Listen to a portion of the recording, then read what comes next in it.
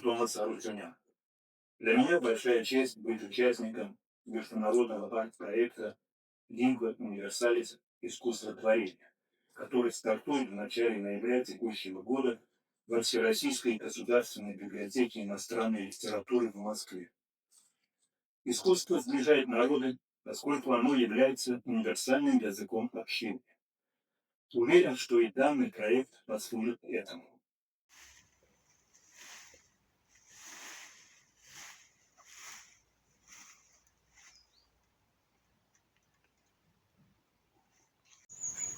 Яблоко. Посмотрите, какое совершенство формы.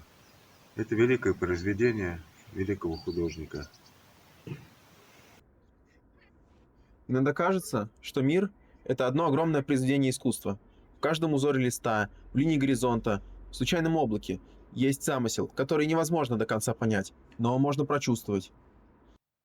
Среди художников, представивших свои произведения, есть такие, чье творчество формировалось в культурных традициях стран, находящихся за многие тысячи километров от границ России.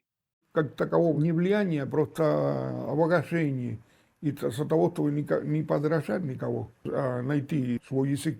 Потому что я никогда не стремился кого-то копировать. Мне очень понравилось тогда. И, естественно, я уже сказал, Пикассо, Марк Шагал, который очень, ну, немножко толчок какой-то давал, его поэзия. Я стремился к деформации фигуры, на выражение, усиление там, чувства.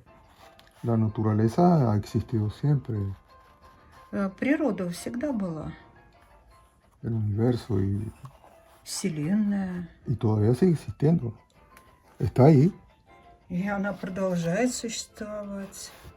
Bueno, así mismo pasa con el arte prehistórico, То же происходит и с доисторическим искусством.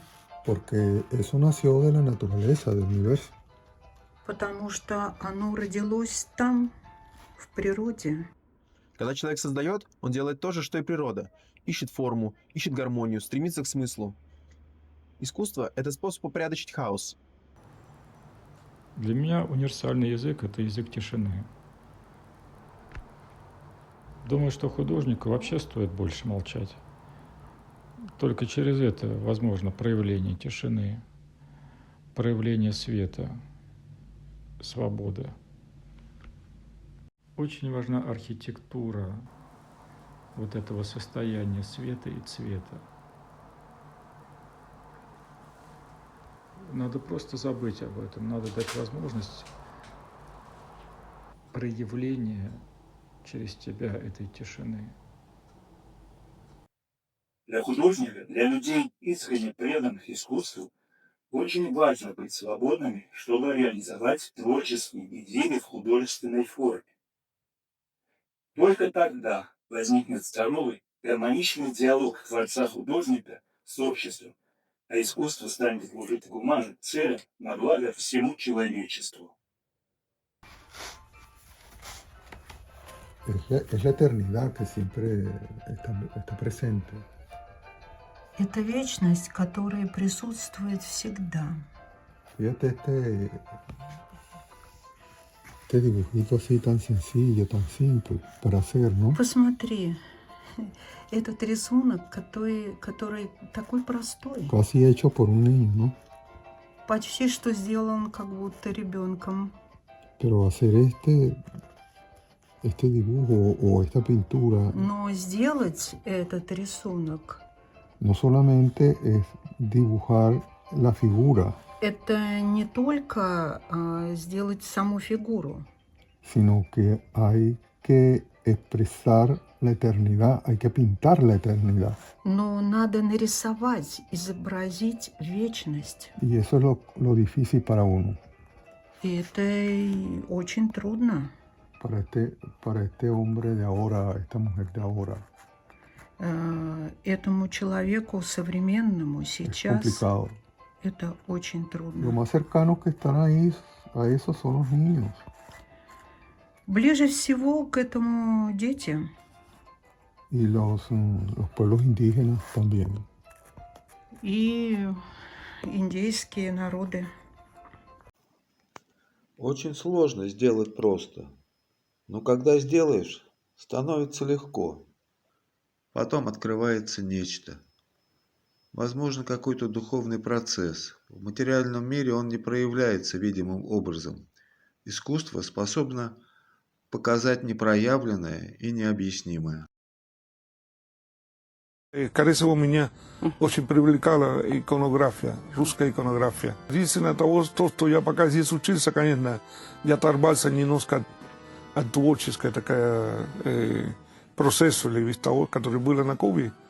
Но так это я компенсировал с другому. Что иконография много посмотреть, Феофан Греко, Рублев, Дионисио. Очень замечательные, гениальные такие работы, которые просто меня очень... Я пропитался.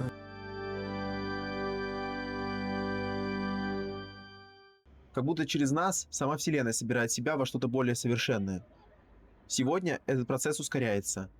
У нас появился инструмент, который отражает наше общее сознание. Мы называем его искусственным интеллектом. Он создан из всего того, что мы когда-либо чувствовали, рисовали, произносили. Каждое его произведение состоит из частиц человеческого опыта. Попробуйте нарисовать белое на белом или черное на черном, так, чтобы это не вызывало шума. Он проявляет себя в световых состояниях и состояниях цвета. Хочется провести линию так, чтобы не было никакого шума, только тишина, свет и цвет. Это то, что я называю синергийностью в живописи. Произведение искусства, картина – это и есть жизнь духа в материальной форме. Когда картина сложилась правильно, гармонично, она начинает жить своей жизнью. Мы видим, что картина живая. Рано или поздно мы все забываем о том, как это делать, как нужно провести линию. Мы забываем о ремесле, о чем говорил Марк Шагал. Мы просто делаем это. И вот забывая об этом, мы даем возможность некую, так сказать, даем возможность проявить тишину. Я не знаю, насколько это возможно в принципе, но я знаю и вижу, что весь мир, он пронизан этой тишиной, он пронизан этой логосностью, потому что эта логосность – это и есть тишина. Мы находимся в точке, когда человечество начинает говорить со Вселенной на новом языке. То, каким станет этот язык, зависит от нас. От того, что мы решим вложить в него. Страх или вдохновение, равнодушие или любовь. Мы гогены с тобой. Мы гогены. Может быть, у нас общие гены. Ты на юге, а я в этой стуже. Пишем сердцем. Кому-то ведь нужно. Непонимание – повод для воспоминания всех прошедших сквозь сито вечности, где спадают оковы внешности. В вечности не нужны иллюстрации, дешевые декорации. Мы гогены с тобой, мы гогены. Может быть, у нас общие вены, где дикарская кровь мельпомены закипает морскою пеной, к небесам пробивая стены.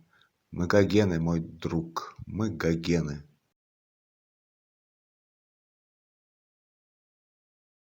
Мир уже начал меняться. И сейчас, возможно, самое главное не успеть за ним, а прочувствовать его ритм и стать частью его движения.